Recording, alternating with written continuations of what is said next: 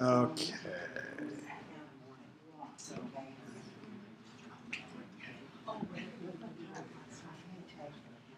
All right, we're back live on my network. All right.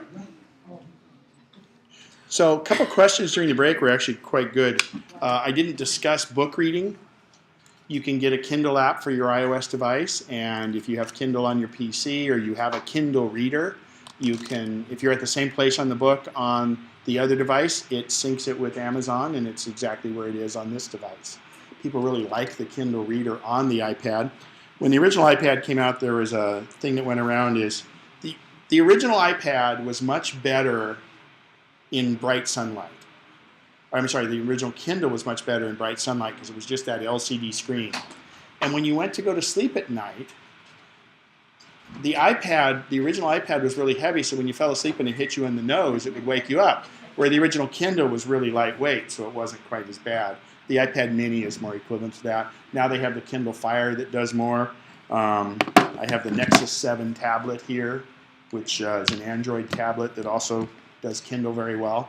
You also have Apple iBooks. It's a competitor, but Kindle's still the one that everybody uses. But you can also get apps for any of your Android or iOS device that allows you to get books from the county library. And just like if you were waiting for a popular book, you'd have to get in line and get on a waiting list for it. They only get so many copies of the digital version, so you have to wait in line for that. And then somebody also asked, because I demonstrated how this will speak back to you, they asked about having the Kindle app read the books to you. No, that would be the Audible app. And the reason they don't let you do that is because they want to sell you audiobooks. And that's Audible is owned by Amazon. So one other thing I want to point out here, and it'll go off my screen in a second, and then I'll come back on.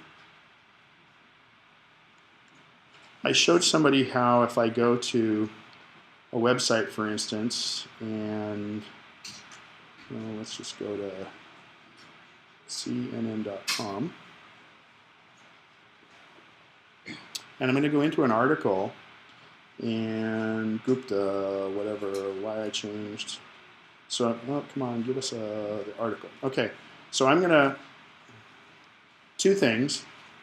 First of all, once it loads, that one's not going to do it.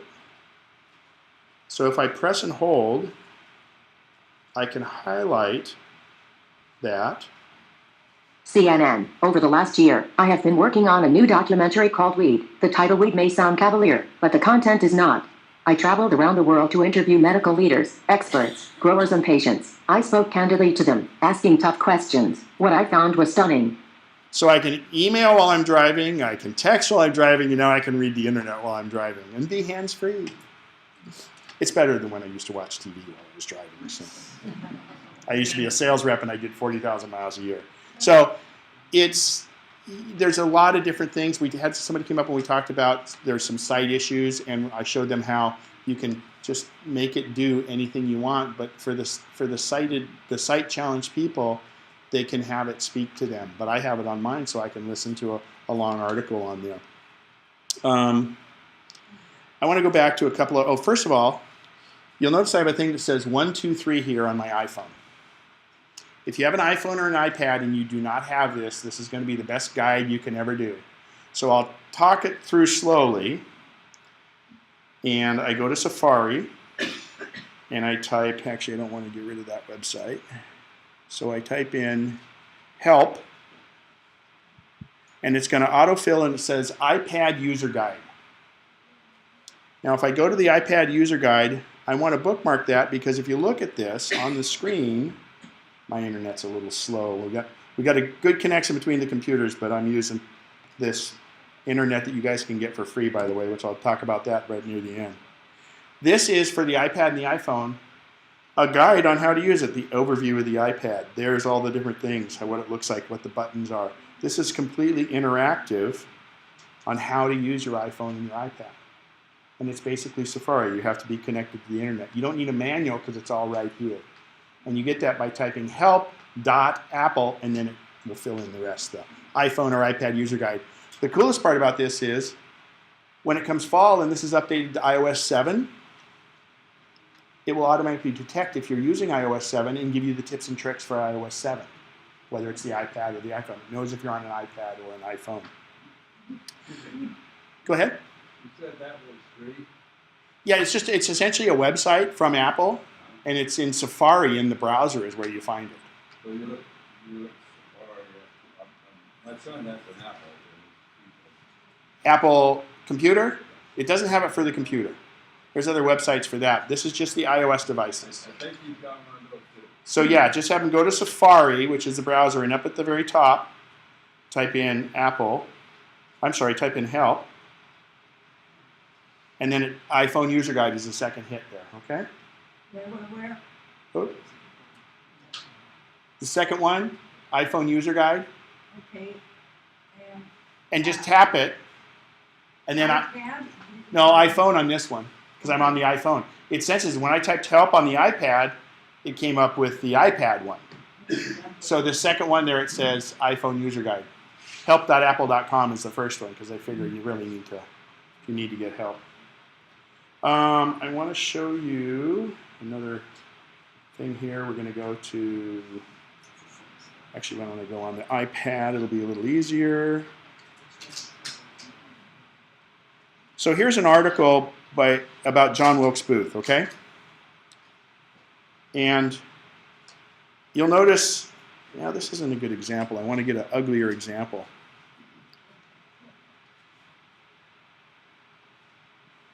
Just one sec here. That's not it. We'll go to CNN.com. We're looking at the iPad here. This is where I need my Jeopardy theme song for things going slow.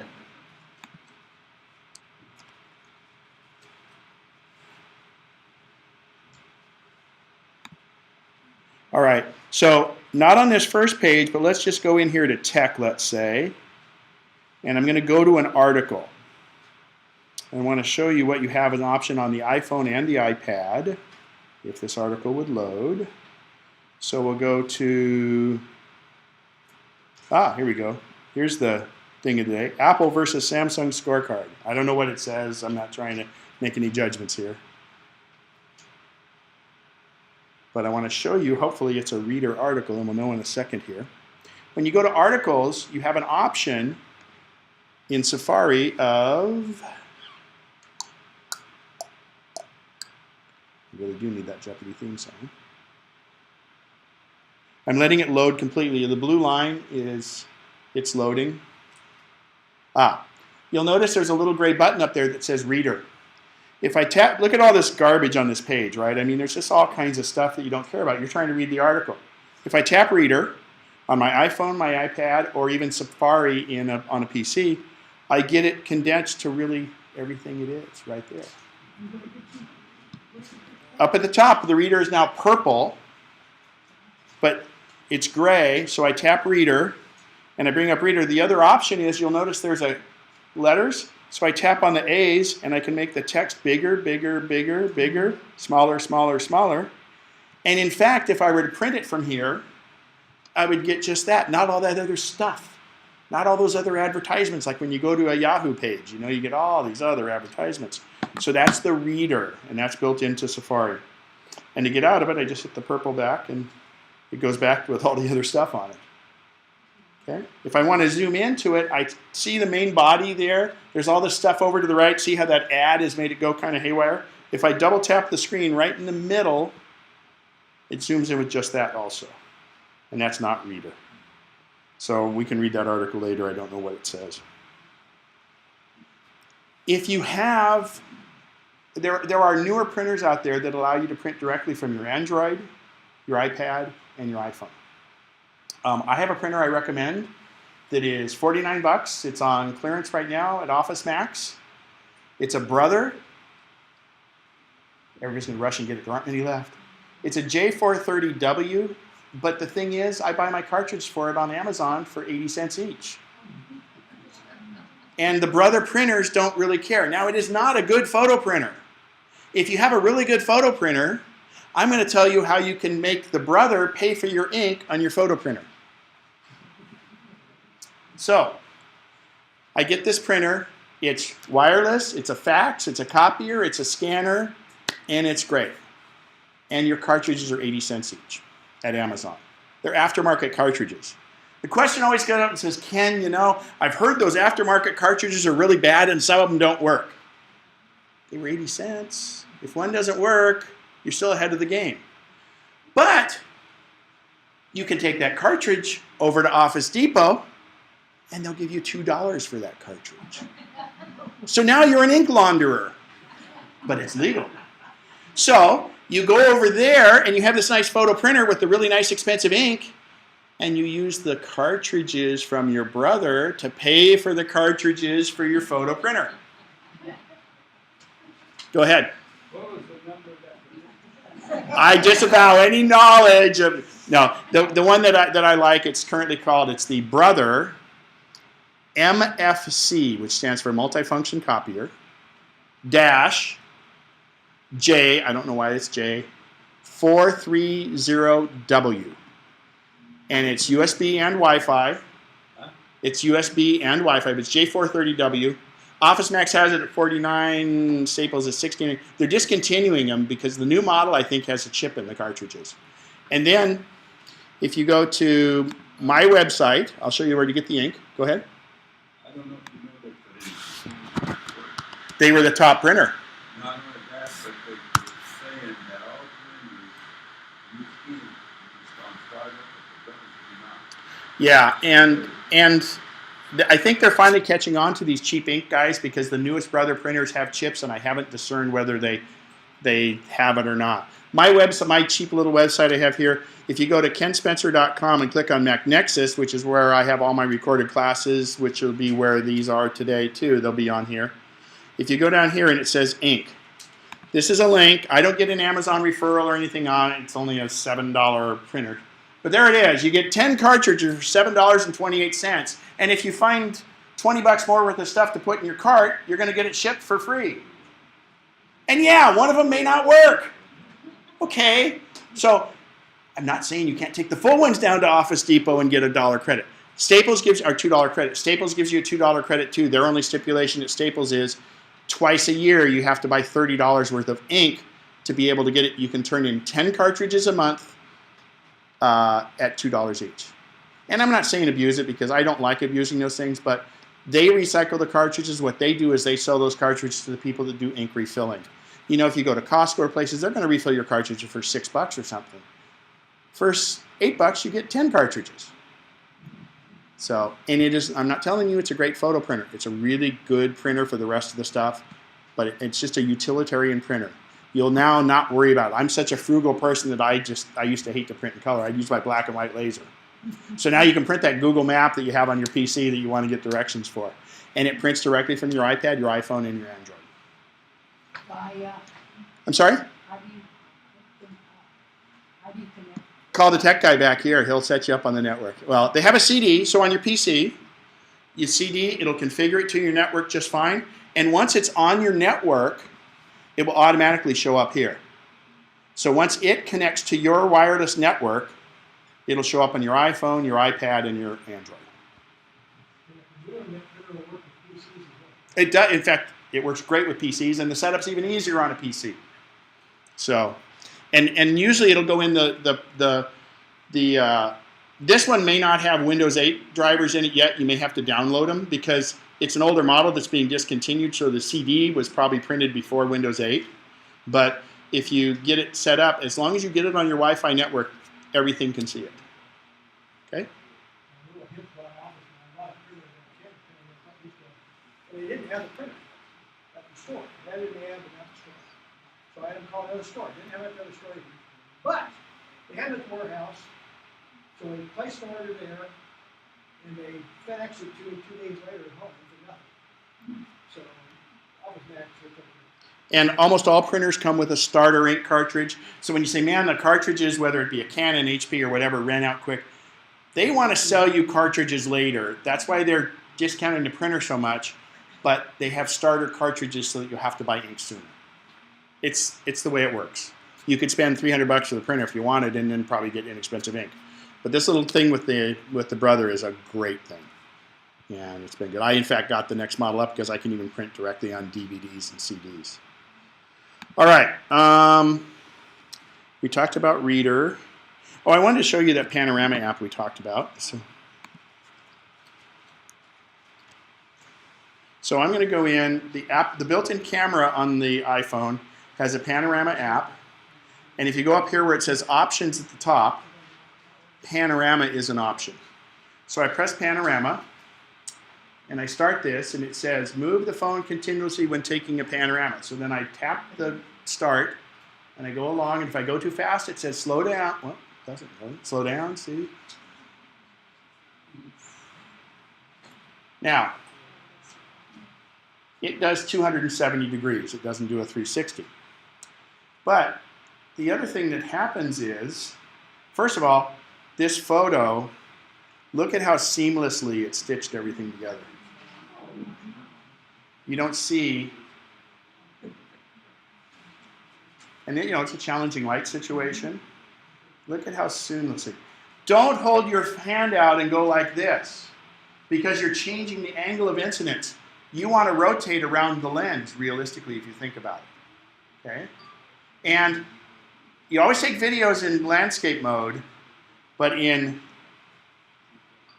panorama mode, you want as much up and down as you have because you're going to make a real wide photo. But I have one for the iPhone I like even better. It's called 360 Pano. Does this work on an iPhone 4? Yeah, doesn't on the 4. Doesn't on 4. Do you have Siri? Then you have the 4, yeah, so it won't. So I can't. But the one I'm going to show you will. Okay. The one I'm going to show, this one, I think it's 99 or $1.99. Will work on it. So this is called 360 Panorama, or 360 Pano.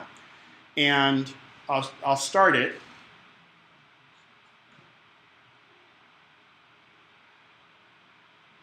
Oh, it's not.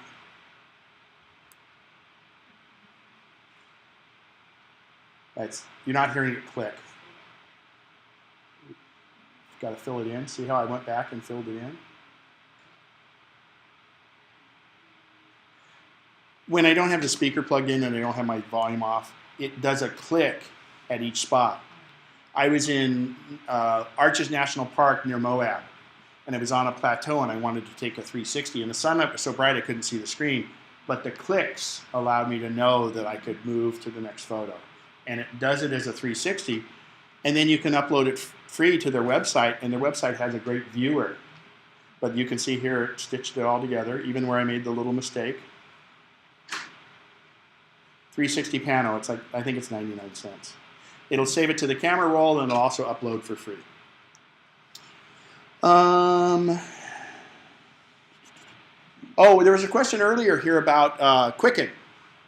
And you use Quicken a lot, but I want to show you a program that I dearly love called Mint. Now, we all want to be security conscious. Mint is by Intuit, which makes Quicken.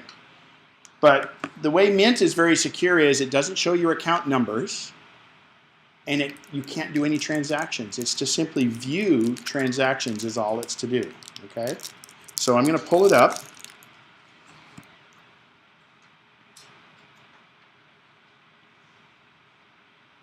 So the way I have my Mint set up is if I have a withdrawal or a credit card charge over a certain amount, and I can vary it by each account, I can get a message saying, hey, there's better look to be sure. I mean, it really helps against fraud.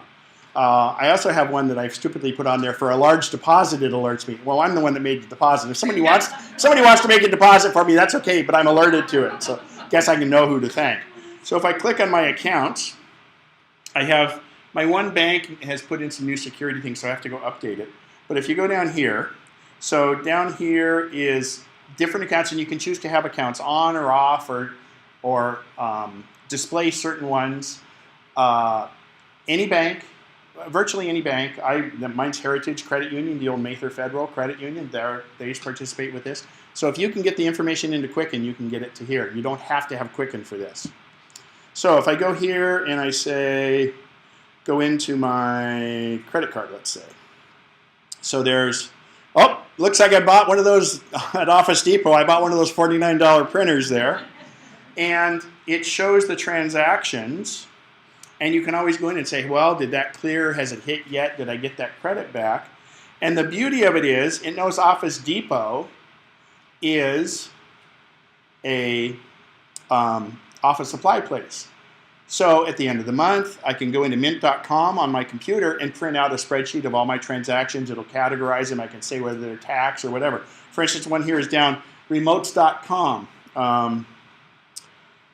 Check 76. I don't know what that is. That's interesting. It says it's a check. But anyway, it remotes. This was I bought a Yamaha receiver that didn't have a remote. So I went in here and it's uncategorized. Well, I can say it's electronics and software.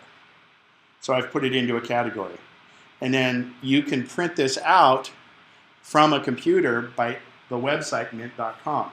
Now, I don't feel bad that this is out there and exposed because nobody can do anything with it. My account numbers don't show up. They can see my balances if they had my phone, but I can lock my phone. But it's so useful. And the best part is I don't have to constantly sign in. If you have Chase on here or Wells Fargo or Bank of America, you're constantly having to put in your password. Constantly doing that. And we all know we get in password hell sometimes, and it's really tough. In the fall, Apple iOS 7 will have a thing that will store your passwords in the keychain and make a very long, secure password if you choose it to. And if you have an iPhone and an iPad, it will sync them across from one device to the other. Okay? So you won't have to ever remember a password again. And instead of making up Wild Rose as your password, it's going to make a very long string of 12 characters with dashes and everything else that's virtually uncrackable. And it will also store your credit card information for you so it doesn't have to be stored at the vendor. And that's coming up in the fall with iOS 7. It'll be included in its Keychain in the cloud. Keychain is where Apple stores their passwords. Passwords are tough.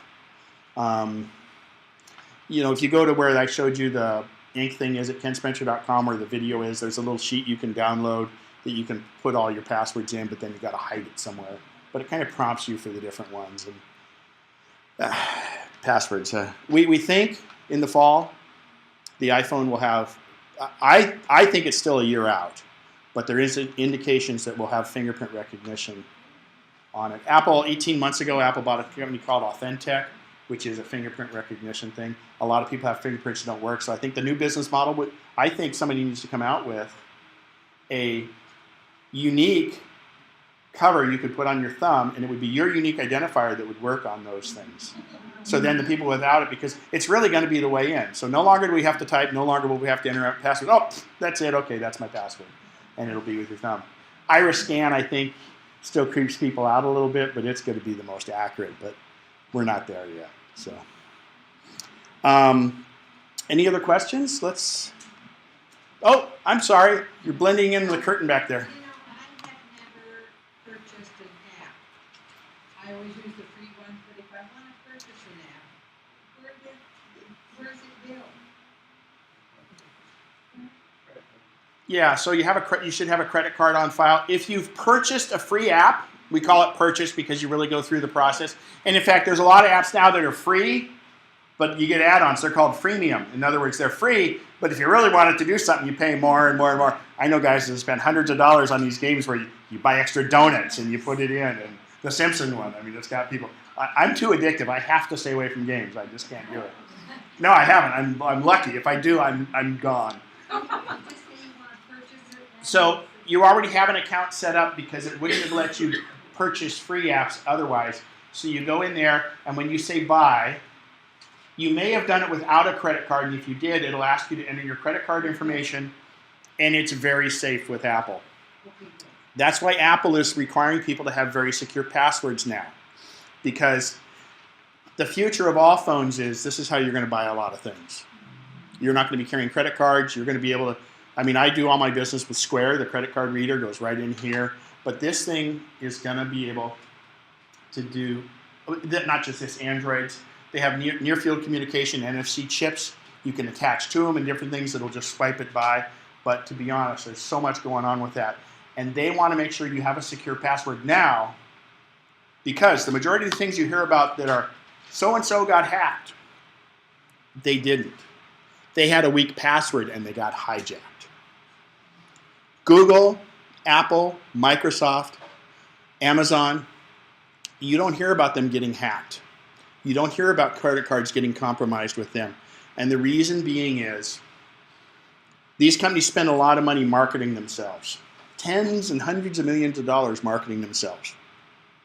But they also realize that security in where they store your information is a form of marketing, because if they got hacked, it would cost them billions of dollars in goodwill, and it would kill them. So they're wise. They invest tens of millions of dollars to have very robust security so that doesn't happen. And you should feel pretty secure with it. And I do have to say one thing, you know, the whole Google thing about the NSA and all that. Google, people are worried about Google's privacy, but to be honest, Google's the one that's been disclosing how they really treat things. Everybody else just kind of sweeps it under the rug.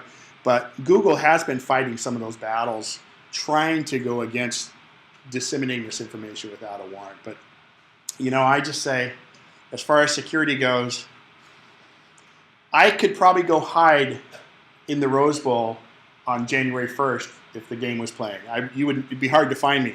But if I go out into an elevator, it's pretty easy to find me. So I want my data wherever the biggest data pool is, because it flies under the radar. But, you know, there's nothing you can do about it. It's what it is. So it's unfortunate. But anyway, and that's really, you know, and there's so secure passwords and have everything password and locked down, or convenience. And you guys have to make the decision somewhere in between. I go more to convenience, but that's not the correct way for everyone. I don't have things that can get compromised that I expose to that. But I'd say make sure you have very secure passwords. Never have it be a password that's a word that's in the dictionary, because that's very easy to crack. There's sites that you can test your password with. I'm doing a new thing with my passwords, because we hear about, like, you know, let's say you order a burger online from Bob's Beefy Burgers, and you use the same password and username you do on everything. If they get hacked, because you use your email address and the same password used, they'll come over to your email address and use that username and password. And once they have your email, access to your email, they have the keys to the kingdom. They can go to your bank site and say, well, you know, yeah, I forgot my password. Can you email me a password reset key and all that? So I'm doing a thing now when I make up a password. I have very simple passwords that I have 3 derivations of the same password, but it's complex. But then I add 2 characters on the end. For instance, if it's my Gmail, I do that password and put GM at the end. If it's my iTunes one, I add IT at the end. For Freedom Pop, this little device here, I add FP at the end. So it makes it so that if they got cracked, they're not going to get all my other passwords, because there's a unique identifier at the end. Just a little trick, but you guys, passwords are huge. And since I'm the frugal guy, I got to tell you about Freedom Pop. This is a little device, freedompop.com. Somebody was asking earlier about putting their iPad in their car. You can get free Wi-Fi hotspots for 50 megabytes a month for free. You buy the little device for about $40. They're a refurbished one, and you get free 500 megabytes. I can want to say gigabytes. And you can, for $20 a month, you can get 2 gigabytes. They're coming out with a free phone with free data. I'm sorry, free phone service. You buy the phone. So the idea with this is you get a limited amount of data, but you buy the device, and they're going to make money on some upcharge. They're kind of that freemium concept. figure you're going to like it so much, you're going to use enough data to go over it that you're going to then have to start paying. But it's fantastic. freedompop.com. It's a hard website to kind of work your way around. Excuse me. But what you do is put in an email address. You can use a bogus email address to find out if you can qualify in your area and stuff. And then you can snoop around inside there. But don't sign up using the bogus email address. Back out, put in your real email address, and then go along. And it's wonderful. And like I say, they should have the phone out this fall, and you'll be able to get a data phone. You bring your own phone more or less, or they have a refurbished. It'll be an Android phone refurbished that you'll be able to buy. Probably it's maybe $100 or something. Okay. Apple will probably be introducing an inexpensive, it's all relative, right? An inexpensive iPhone in the fall. People always say, well, how come the phone, how come I have a 2-year contract? Verizon, AT&T, Sprint, T-Mobile pay Apple $650 for this phone. They pay them $600 and something for the Galaxy also, the Samsung Galaxy. But you get it for $199 to $199 depending on what it is because you agree to a 2-year contract. There are carriers now. T-Mobile has a great unlimited plan. Sprint does too. But now there's other carriers, Straight Talk, Virgin Mobile, where you pay more upfront for the phone, but you're not committed to a contract. And I have a client who does 200 minutes a month. He bought an iPhone for $450, and he's paying $30 a month for as much data as he wants with 200 minutes of phone on Virgin Mobile. So you don't have to go with $100 plans. One other thing we talked about during the break was the iPad can be purchased as a Wi-Fi only or as a cellular and Wi-Fi. If you get a hotspot like this Freedom Pop, you don't have to have cellular on your iPad. The only advantage if you need the cellular, or if you want to ever use the iPad as a very good GPS, it has to be the cellular version. But realistically, if you have an iPhone or an Android, that's your best GPS device there is because it's with you all the time and it's constantly connected. iPad Mini does everything the regular iPad does. It's just smaller. I recommend if you have good close-up vision, iPad Mini is great, more comfortable when you fall asleep reading a book. It's not as heavy when it hits you on the nose. But the clarity of the Retina display and the larger iPad for better readability is quite good. I should mention, during the break, the people came up, they said their daughter is sight impaired. I have a client who has a 47-inch TV right here. She has one of those things on her computer it's got this big magnifying thing where you can see on the computer screen about one word at a time, right? But she's able to look at her email, and you've all seen those for people that just have such limited sight. We have our iPad connected to an Apple TV, connected to a 47-inch TV up on the wall, and she takes this, she sits right next to this TV with her nose right into it, and she can control the iPad, but she can't see the iPad well, but she can see everything on the screen like that. And it's opened up new windows for her. It's really incredible. I think one of the things Richard asked me to talk a little about was the whole Samsung, Apple thing. It's a personal choice. It's like Windows versus Mac. One shouldn't hate the other. It's what you choose, what you go with. And I never recommend relearning something. If it's working for you, just learn it better and make it do more work for you. The majority of the people you find out there, they have iPhones or they have Androids. They don't have all apps. They don't need to go into it. There's so much more it can do, and you can do it on both of them tons. There's just tons of things. So explore a little bit. We talked about Mac Nexus, our group. We do a lot of iPhone, iPad classes for that. We don't do any Android ones because it really is Apple-based on that. But it's just use what you do and use it a lot and have fun with it. Don't make it a struggle. It's not like going to the dentist, okay? So any last questions before we... Yes, one more back there. You said something about there was a way to make the print larger, to magnify. Did you cover that yet? That was the reader. Oh, to do the reader. But you can also go into your settings. Let's see if we can get the iPad up. But the reader, yeah. Yeah, reader if you're at a website. But for the rest of it, if I go into general settings and come down to accessibility, and you'll notice there I say large text, And then it gives me the option of different size texts, but it's not throughout the whole system, but it does help with your mails and some of your menus and things like that. There's some places where it doesn't interact well. There was another question over here. Go ahead. Movies, I have just signed on with Dish, and with the Hopper, I can put The it on- Hopper's great. I can put it on my iPad, but how would I get rid of all those bytes? Okay. There's 2 ways you can watch movies on your iPad. 3 ways, actually, with Dish. Dish is incredible. They've really stepped up with being technology-oriented with all of this. So I can go in and look at certain movies that are available to play like on an on-demand basis on my iPad, and they'd be streamed to it. They wouldn't be stored here. They'd be streamed like Netflix does, okay? Like watching a YouTube video. They don't store. That's one way. Using your Dish account with your Dish Anywhere account, go in there. The other way is the Hopper has a thing called a built-in Slingbox.